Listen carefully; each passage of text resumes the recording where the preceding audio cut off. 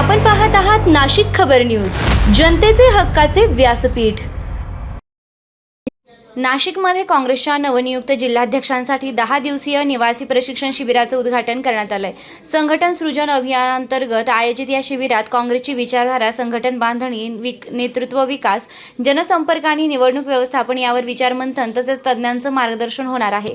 शिबिराचे उद्घाटन काँग्रेस प्रदेशाध्यक्ष हर्षवर्धन सपकाळ, काँग्रेस वर्किंग कमिटीचे सदस्य तथा ज्येष्ठ नेते बाळासाहेब थोरात, अखिल भारतीय काँग्रेस कमिटीच्या प्रशिक्षण विभागाचे प्रमुख सचिव राव, महाराष्ट्राच्या सहप्रभारी रेहाना चिश्ती, खासदार डॉ. शोभाताई बच्चाव, प्रशिक्षण विभागाचे महाराष्ट्र प्रमुख आशुतोष शिर्के, प्रदेश काँग्रेस कमिटीचे वरिष्ठ उपाध्यक्ष मोहन जोशी आणि राजाराम पानगव्हाणे यांच्या प्रमुख उपस्थितीत झाले।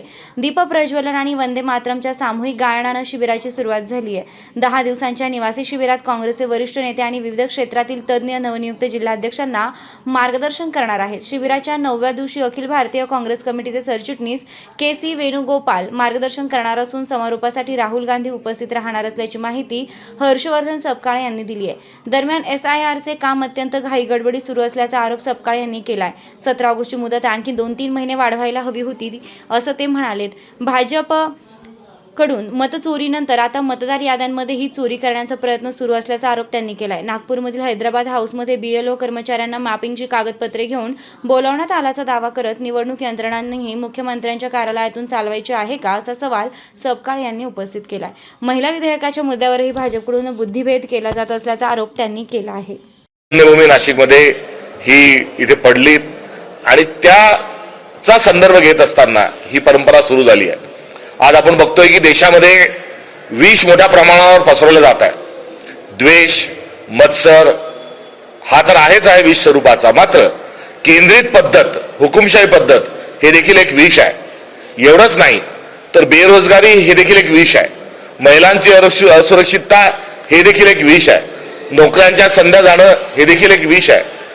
विद्यार्थी हे शिक्षणापासून वंचित राहणं, शाळा बंद होणं, या सुविधा ज्या आहेत त्याच्यामध्ये मोठ्या प्रमाणावर भ्रष्टाचार होणं, कुंभमेळ्याच्या अनुषंगाने विकास कामात जो गोडबंगाल चाललं ते आपण बघतोय, तेही एक विष आहे। त्यामुळे जिथे अमृत सांडलंय त्या साक्षात त्या ठिकाणी आज सर्वदूर विष शिंपडला जात आहे। याच्याबद्दल आम्हाला दुःख आहेच आहे आणि एकंदरीत जे विष आहे ते दूर करण्याच्या अनुषंगाने देखील संपूर्ण नागरिकांची आणि या परंपरेला मानणाऱ्या सगळ्यांची ती जबाबदारी आहेच। आणि या सर्व प्रक्रियेमध्ये या अमृतांच्या थेंबांना, या अमृताला स्मरण करून आपल्याला राष्ट्र निर्माण आणि समाज निर्माण, संविधानाला कसं करता येईल ही देखील एक प्रेरणा याच्या मुळाशी कुठेतरी आहे। याच शहरामधील राम हे देखील वनवासात होते। या शहराला अनेक आध्यात्मिक परंपरा असणारा संदर्भ आहे, ऐतिहासिक परंपरा असणाराही संदर्भ आहे। इथेच काळाराम मंदिरामध्ये 1932 ते 1937 या काळामध्ये डॉक्टर बाबासाहेब आंबेडकरांनी काळाराम मंदिराचा सत्याग्रही याच ठिकाणचा आहे। स्वातंत्र्याच्या इतिहासामध्ये या ठिकाणी अनेक घटना ज्या घडलेल्या आहेत, या सर्वांची एकंदरीत जी असणारी पार्श्वभूमी आहे ती पार्श्वभूमी लक्षात घेता हे 10 दिवसाचं शिबिर नाशिकमध्ये आयोजित करत असताना आम्हाला विशेष आनंद होत आहे। या प्रशिक्षणातून आमचे जिल्हाध्यक्ष हे पुढचा अजेंडा, पुढचा मॅन्डेट आणि पुढची भूमिका घेऊन निघतील आणि 2029 मध्ये आम्ही परिवर्तनाची नांदी या ठिकाणून सुरू झाली आहे असं म्हटल्यास चुकीचं ठरणार नाही। आणि सोबतच जे प्रगत चिंतन एक आज देशात होत आहे, राहुल गांधी आमचे नेते जी भूमिका मांडतात आहे ती भूमिका जनाजनापर्यंत, मनामनापर्यंत, घराघरापर्यंत घेऊन जाण्याचं काम या 10 दिवसांमध्ये आमचे जिल्हाध्यक्ष पुढच्या एका योजनेच्या माध्यमातून साकारतील असा या सगळ्या नाशिकच्या प्रशिक्षणाचा असणारा हा आयाम आहे। ही माहिती आज आपल्याला देत असताना आनंद आहे आणि नाशिकमध्ये हा कार्यक्रम होत आहे कारण विदर्भ, मराठवाडा, पश्चिम महाराष्ट्र, खानदेश, नाशिक या सगळ्यामध्ये, मुंबई या सगळ्यांमध्ये वेगवेगळ्या सगळ्या ठिकाणी वेगवेगळे उपक्रम होत असताना आज विशेष करून नाशिकमध्ये हा कार्यक्रम होत असल्याच्याबद्दल आम्हाला आनंद आहे। काही जिल्हाध्यक्षांना टास्क दिला आहे का प्रत्येक गावात राहायचं किंवा टास्क दिला? हे मी आपल्याला सांगितल्यानुसार हे प्रशिक्षण केवळ मोनोटोन नाही, म्हणजे एक वक्ता येईल बोलेल। शेवटी आम्ही कार्यानुभवाचे लोक आहोत, आम्ही संवादावर आमचा विश्वास आहे। छोटी छोटी पुस्तकं वाचून फासिझमच्या माध्यमातून आम्ही काही कोणाचा मेंदू जो आहे तो ब्रेनवॉश करायचं काम करत नाही किंवा आम्ही काही आतंकवाद्यांचा वेगळे जे काही प्रशिक्षण आहेत त्याच्याशी आमचा काही दूरदूरांमध्ये संबंध नाही. आम्ही लोकशाहीवर आधारित आणि रचनात्मक कामावर आधारित गांधींच्या सर्वोदयावर आधारित संत परंपरेच्या भूमिकेवर मला असं वाटतं की 10 दिवसाचं एक जे आहे हे आम्ही हे कमीच आहे. दर 6 महिन्यानंतर अशा सगळ्या शृंखलाची एक आवश्यकता आहे. कारण हे केवळ प्रशिक्षण नाही, हे चिंतन आहे, हे मंथन आहे आणि या चिंतनातून मंथनातून आम्ही देखील या ठिकाणून एक कार्यक्रम हा कुठेतरी मंथनाची जी भूमिका आहे, परंपरा आहे, तिचं स्मरण मी पुन्हा एकदा करतो की मंथनातूनच आपला देश पुढे आलेला आहे. कुंभमेळ्यात त्यातली जी प्रक्रिया आहे की या मंथनातून आम्ही एक आमचा पुढचा अजेंडा घेऊन जाणार. एक दिलानी, एक मनानी, एका भूमिकेने, एका दिशेने आम्ही जो कार्यक्रम ठरवायचा आहे त्यासाठी इतक्या दिवसांची ही आवश्यकता आहे आणि त्यानुसारच 10 दिवस आम्ही त्याकरता निवडले. कार्यक्रमाला राहुल गांधी हा संघटनात्मक दौरा आहे, संघटनात्मक प्रशिक्षण आहे. त्यामुळे विशुद्ध स्वरूपामध्ये संघटनात्मक याला ठेवण्याचा आतापर्यंतचा पायंडा आहे. याआधी राहुल ज्या ज्या ठिकाणी गेले ते फक्त त्या जिल्हाध्यक्षांची चर्चा करण्याकरता आले. त्याच्यासोबत इतर कुठेही कार्यक्रम हे झाले नव्हते. त्यांच्याही अशा सूचना आहेत की संघटनेचं सिरियस काम जेव्हा चालत असतं त्याला आपण तेवढ्याच गांभीर्याने घेतलं पाहिजे. त्यामुळे ते येतील आणि या ठिकाणी केवळ जिल्हाध्यक्षांशी ते अर्धा दिवस जे आहे एक संपूर्ण दिवसच त्यांचा जो आहे तो कमिटेडली या सगळ्या प्रक्रियेकरता राहणार आहे. त्याच्यासोबत संवाद राहील, त्याचं सेशनही असतं, त्याचा हितगुजही असतो. जिल्हाध्यक्षांच्या परिवारातील लोक त्या दिवशी येत असतात. त्यामुळे हा प्रशिक्षण जो आहे की राहुलजींचा दौरा जो आहे तो हा संघटनात्मक दृष्टिकोनातून राहणार. पुण्याला जो कार्यक्रम झाला सेवादलच्या माध्यमातून अनेक वर्ष खरं तर ही प्रक्रिया यापूर्वी पार पडलेली आहे. मध्ये एवढा मोठा गॅप काय कारण होतं की आता थेट पुढच्या वर्षानंतर आपल्याला पुन्हा एकदा संघटन बांधणीसाठी मैदानात उतरावं लागतंय. सेवादलचा हा फॉर्म्युला आधी का नाही वापरला गेला? हा आता संघटन सृजनच्या कॅम्पेनचं माध्यम असल्यामुळे हा या स्वरूपात आपल्या पुढे आला. मात्र मला आपल्याला सांगायला आवडेल की वर्ध्याला सातत्यानं अशा प्रशिक्षणाची एक लंबी शृंखला ही काँग्रेसच्या वतीनं चालवण्यात गेली आणि एवढंच नाही तर युवक काँग्रेस सेनेशिवाय या संघटनाच्या आमच्या ज्या निवडणुका आहेत त्यानंतर देखील त्यांच्या देखील अध्यक्षांची एक शृंखला आमची ही सुरूच आहे आणि त्या सर्वांच्या सोबत आता जिल्हाध्यक्षांची निवड ही या प्रक्रियेतून होत असल्यामुळे ती त्यासोबत जोडल्या गेलेली आहे. त्यामुळे आम्ही अधिक कर्मठतेने या वाटेवर चाललोय असं म्हटल्यास ते अधिक बरोबर राहील. तर या सर्व गोष्टी आमचा ठेवा आहे आणि सातत्याने या गोष्टी ज्या आहेत ह्या आम्ही करत आलोय. 2007 पासूनच या संपूर्ण प्रशिक्षणाच्या प्रक्रियेमध्ये माझा देखील एक कार्यकर्ता या अनुषंगाने समावेश असल्यामुळे ही सुरू झाला असलेली प्रक्रिया. मग त्यामध्ये अहिंसाचे रास्ते नावाचा एक उपक्रम आहे, राजीव गांधी पंचायत राज संघटन नावाचं आमचं एक संघटन आहे, ते 3 दिवसाचं सर्वोदय संकल्प शिबिर घेण्याचं आयोजन करतो तो आहे. एक नेतृत्व संगम नावाची एक प्रक्रिया आहे ती देखील होत असते. युवक काँग्रेसचे प्रशिक्षण आहे, एनएसयूआयचे प्रशिक्षण आहे, सेवादल जे आपल्या संघटनाचं प्रशिक्षण घेत असतं. त्यामुळे आजच होत आहे असं नाही, असे प्रशिक्षण सातत्याने आम्ही करतो. पुण्याच्या कार्यक्रमामध्ये स्त्रीमुक्तीच्या विषयावर चर्चा करण्यात आली. मात्र त्या कार्यक्रमामध्ये केवळ हिंदू परंपरेवरच जास्त बोललं गेलं. त्यामुळे राहुल गांधींनी पक्षपातीपणा केला आहे आणि विशेष फक्त हिंदू धर्मावर बोलले, कारण मनुस्मृतीचा उल्लेख त्यामध्ये होता आणि फक्त हिंदू धर्म, ख्रिश्चन असेल किंवा इतर धर्माबद्दल त्यांच्या परंपरेबद्दल ते बोलले नाही, अशा प्रकारचा आरोप आता होतोय. आरोप करणाऱ्यांना दुसरं काही सांगायचं, तिथे संविधानाला अभिप्रेत असताना सर्व गोष्टी बोलायच्या.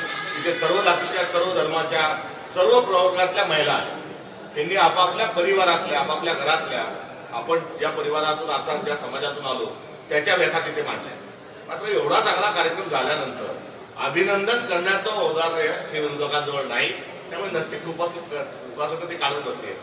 आपण बघा की मी या ठिकाणी माध्यमाला अत्यंत विनम्रतेने सांगू इच्छितो की एका महिलेचा व्हिडिओ जो फार मोठ्या प्रमाणावर वादग्रस्त ठरवण्यात आला, या त्याचा व्हिडिओ ती मुलाखत घेण्याकरता आम्ही गेलो नव्हतो आणि आमचा एनएसयूआयचा कार्यकर्ता गेला होता. माध्यमाचा एका चॅनलच्या माध्यमाचे प्रतिनिधी गेले आणि त्या प्रतिनिधींनी त्या मुलीची मुलाखत घेतली. त्या ती माध्यमांना का मुलाखत दिली म्हणून त्या मुलीवर जो दबाव आणला गेला, त्यातून एक प्रकरण आहे.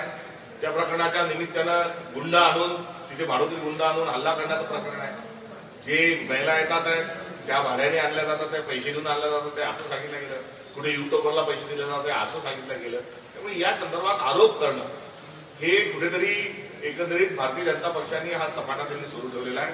त्यांनी वास्तविक पाहता कार्यक्रमाच्या हिशोबातील अभिनंदन करायला हवं, मात्र ते अभिनंदन कोणातच करू शकत नाही त्याची असणारी मानसिकता आहे. आणि या सगळ्या विरोधकांच्या टीकेला आपण फार छान तयार झाल्यानंतर त्याला टीका लावतो, नजर लागू नये म्हणून आम्ही या विरोधकांच्या सर्व टीकेचा आमच्या कार्यक्रमाला नजर लागू नये अशा अनुषंगाने त्याला घेतो. धार्मिक दोन दिवस जाते 30 ते 35,000 असा आकडा पत्रकार परिषदेमध्ये जाहीर केला.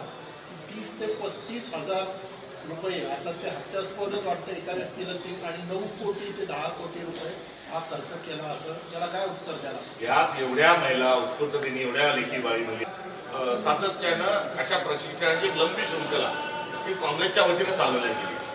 आणि एवढंच नाही तर युवक काँग्रेस सेनेशिवाय या संघटनाच्या आमच्या ज्या निवडणुका आहेत त्यानंतर देखील त्यांच्या देखील अध्यक्षांची एक शृंखला आमची ही सुरूच आहे. आणि त्या सर्वांच्या सोबत आता जिल्हाध्यक्षांची निवड ही या प्रक्रियेतून होत असल्यामुळे ती त्यासोबत जोडल्या गेलेली आहे. त्यामुळे आम्ही अधिक कर्मठतेने या वाटेवर चाललोय असं म्हटल्यास ते अधिक बरोबर राहील. तर या सर्व गोष्टी आमचा ठेवा आहे आणि सातत्याने या गोष्टी ज्या आहेत ह्या आम्ही करत आलो. 2007 पासूनच या संपूर्ण प्रशिक्षणाच्या प्रक्रियेमध्ये माझा देखील एक कार्यकर्ता या अनुषंगाने समावेश असल्यामुळे ही सुरू झाला असलेली प्रक्रिया.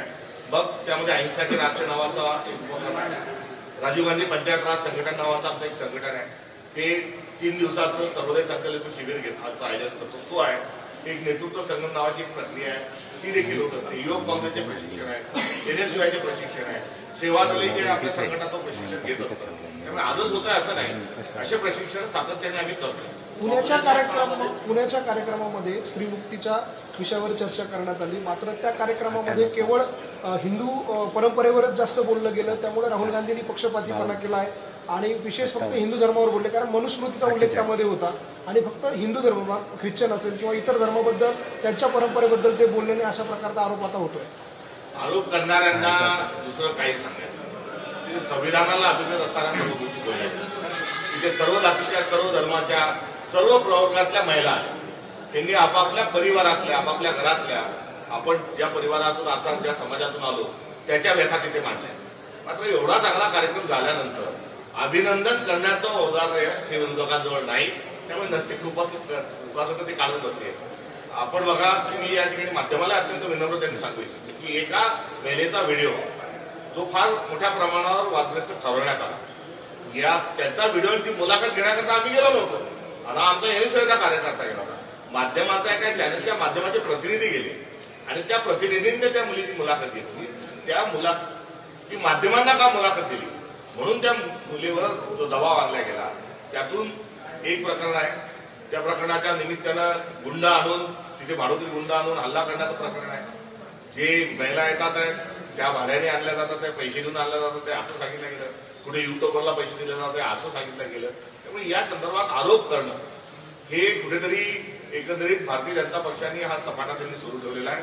त्यांनी वास्तविक पाहता कार्यक्रमाच्या हिशोबातील अभिनंदन करायला हवं, मात्र ते अभिनंदन कोणातच करू शकत नाही त्याची असणारी मानसिकता आहे. आणि या सगळ्या विरोधकांच्या टीकेला आपण फार छान तयार झाल्यानंतर त्याला टीका लावतो, नजर लागू नये म्हणून आम्ही या विरोधकांच्या सर्व टीकेचा आमच्या कार्यक्रमाला नजर लागू नये अशा अनुषंगाने त्याला घेतो. धार्मिक दोन दिवस जाते 30 ते 35,000 असा आकडा पत्रकार परिषदेमध्ये जाहीर केला.